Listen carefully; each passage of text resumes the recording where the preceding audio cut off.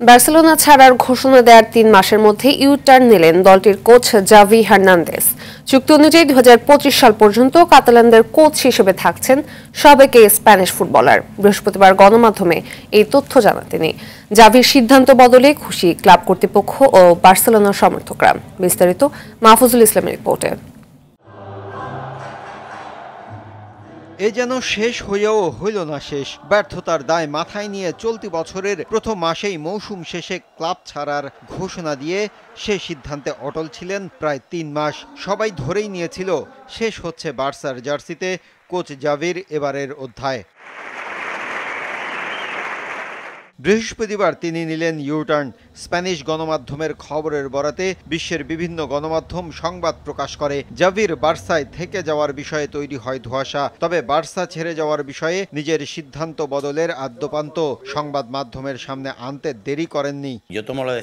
আমি ক্লাবের ভালোর জন্য সিদ্ধান্ত নিয়েছিলাম। সে সময়টায় আমার এই সিদ্ধান্ত ক্লাবের জন্য ইতিবাচক ছিল। এখন পরিস্থিতি বদলেছে, তাই আমি আমার সিদ্ধান্ত বদলেছি। চুক্তির পুরো সময় থাকছি বার্সেলোনায়। আমরা আগামী মৌসুমে আরো দুর্দান্ত হব। আমি ক্লাব ছাড়া সিদ্ধান্ত নেয়ায় সবাই খুব কষ্ট পেয়েছিল। খারাপ সময়ে আমি ছেড়ে যাচ্ছি এসব বলে আমার সমালোচনা হচ্ছিল, তবে আমি জানি আমি কি করছি।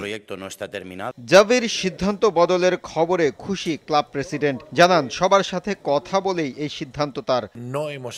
জাভি যখন ক্লাব ছাড়ার ঘোষণা দিয়েছিল তখন আমরা অবাক হয়েছিলাম, তবে আমরা কারোর সাথে কোনো যোগাযোগ বা আলাপ করিনি। আমাদের বিশ্বাস ছিল জাভি সিদ্ধান্ত বদল করবে।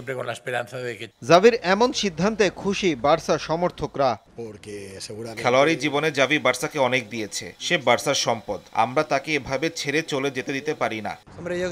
আমরা জাভির এই সিদ্ধান্তে বেশ খুশি। সবাই জানে সে ক্লাবের জন্য কি করেছে। এটা সঠিক সিদ্ধান্ত। আমরা মনে করি কোচ জাভি বার্সেলোনাকে অনেক কিছুই দিতে পারে। আমরা এটি বিশ্বাস করি। ২০২৫ সাল পর্যন্ত বার্সেলোনার সঙ্গে জাভির চুক্তির মেয়াদ রয়েছে। মাহফুজুল ইসলাম, RTV।